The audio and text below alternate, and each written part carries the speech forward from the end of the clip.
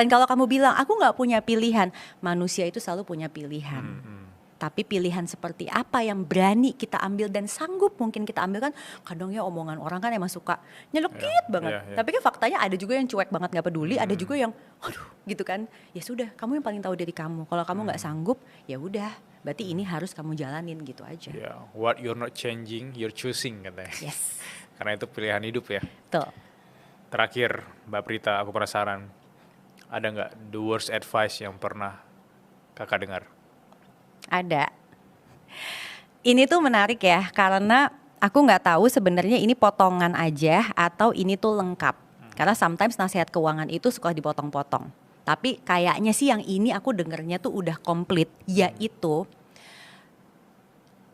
orang dibilang nggak perlu kamu bikin budget. Itu 50, 30, 20, living, saving, playing tuh bikin kamu malah nggak bisa achieve apa-apa. Udahlah, jalanin aja. Lu duit punya berapa, ya udah pengeluarannya berapa, yang penting katanya gitu, yang penting nggak minus.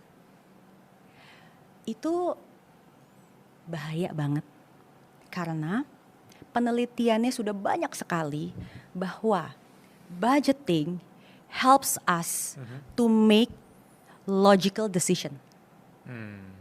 Karena dengan budgeting itu ada di mental kita, tahu bahwa saya memang hanya boleh pakainya segini. Jadi kalau misalnya ini lewat, saya sadar penuh ini tuh lewat. Dan saya tahu bahwa saya harusnya balikin ke sini suatu hari nanti. Mungkin gak sekarang.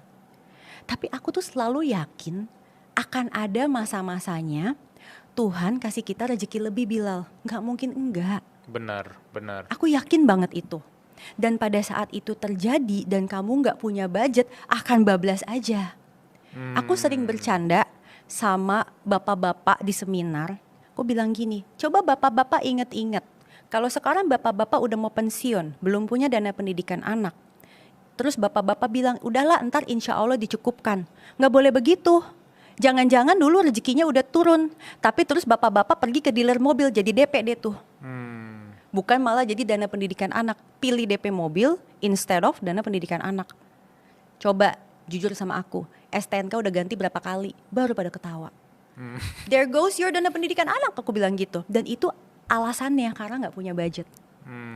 Nah, kalau kamu belum bisa ngejalanin budgeting living 50%, saving 30%, playing 20%, jangan salahkan teorinya.